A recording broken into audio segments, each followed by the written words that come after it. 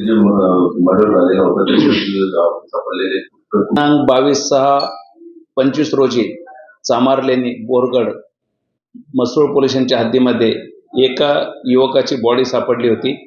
त्यावरून सरकारतर्फे पोलीस अंमलदार प्रभाकर सोनवणे यांनी दिलेल्या फिर्यादीवरून पोलीस स्टेशन मसरूळ येथे खुनाचा गुन्हा दाखल करण्यात आला होता।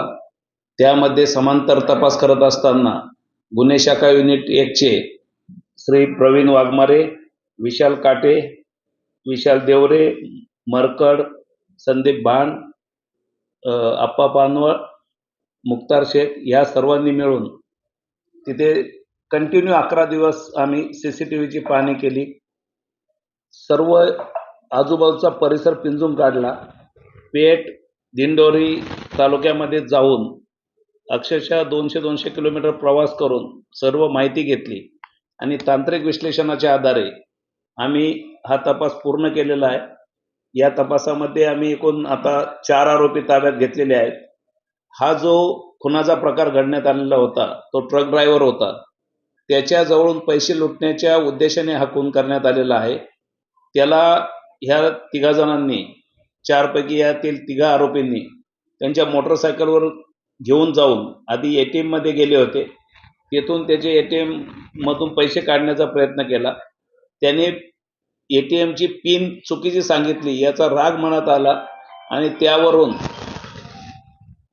या लोकांनी चामारलेनीच्या पायथ्याशी तिथे नेले आणि त्याला दगडाने आणि लाकडी दांडक्याने मारून त्याचा खून करण्यात आला होता। तेव्हापासून आरोपी फरार झाले होते। यामध्ये आम्ही एकूण 4 आरोपी ताब्यात घेतलेले आहेत। आज ते मसरूळ पोलीस स्टेशनच्या ताब्यात आम्ही तपासासाठी देत आहोत। ज्याची हत्या झाली होती तो कर्नाटक मधला होता आणि ट्रक ड्रायव्हर होता। आम्ही 60 किलोमीटरच्या परिसरातील सर्व CCTV फुटेज पाहिले आहेत। त्यामध्ये अतिशय कष्टदायक काम केलेलं आहे, कारण काही क्ल्यू नव्हता ह्या मर्डरमध्ये आणि त्याची बॉडी अननोन अगोदर होती। त्यानंतर माहीत झालं की तो ट्रक ड्रायव्हर आहे आणि त्यानंतर मग ह्या गुन्ह्याचा तपास तांत्रिक विश्लेषणाच्या आधारे युनिट 1 च्या टीमने केलेला आहे।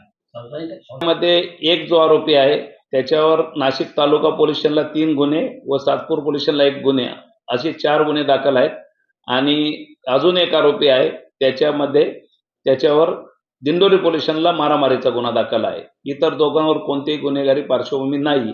हे सर्व आरोपी हे लेबर क्लास मधले आहेत, पण लुटण्याच्या बहाण्याने यांनी हे काम केलेलं आहे।